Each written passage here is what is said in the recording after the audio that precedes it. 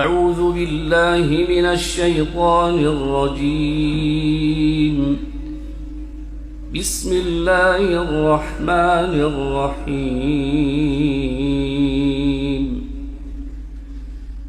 إن إبراهيم كان أمة قانتا لله حنيفا ولم يك من المشركين شاكرا لأنعمه اجتباه وهداه إلى صراط مستقيم وآتيناه في الدنيا حسنة وإنه في الآخرة لمن الصالحين.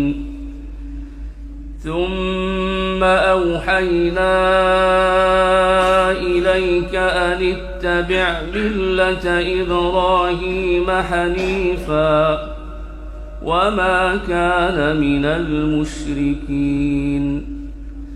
إنما جعل السبت على الذين اختلفوا فيه وإن ربك ليحكم بينهم يوم القيامة فيما كانوا فيه يختلفون. ادع إلى سبيل ربك بالحكمة والموعظة الحسنة وجادلهم بالتي هي أحسن إن ربك هو أعلم بمن ضل عن سبيله وهو أعلم بالمهتدين. وإن عاقبتم فعاقبوا بمثل ما عوقبتم به ولئن صبرتم لهو خير للصابرين. واصبر وما صبرك إلا بالله ولا تحزن عليهم ولا تك في ضيق مما يمكرون. إن الله مع الذين اتقوا والذين هم محسنون. بسم الله الرحمن الرحيم. سبحان الذي أسرى بعبده ليلا من المسجد الحرام إلى المسجد الأقصى الذي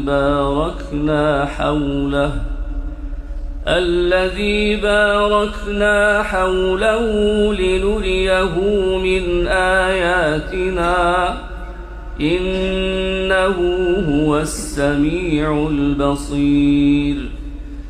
وآتينا موسى الكتاب وجعلناه هدى لبني إسرائيل ألا تتخذوا من دوني وكيلا ذرية من حملنا مع نوح إنه كان عبدا شكورا.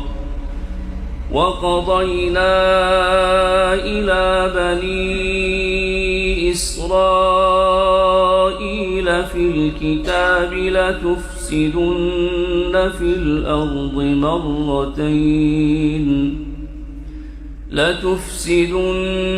في الأرض مرتين ولتعلن علوا كبيرا.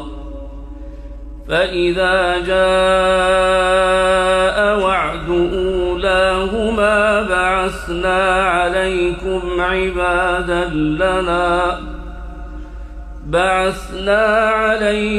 عبادا لنا أولي بأس شديد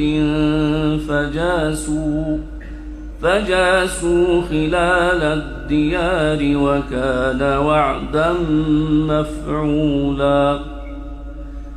ثم رددنا لكم الكرة عليهم وأمددناكم بأموال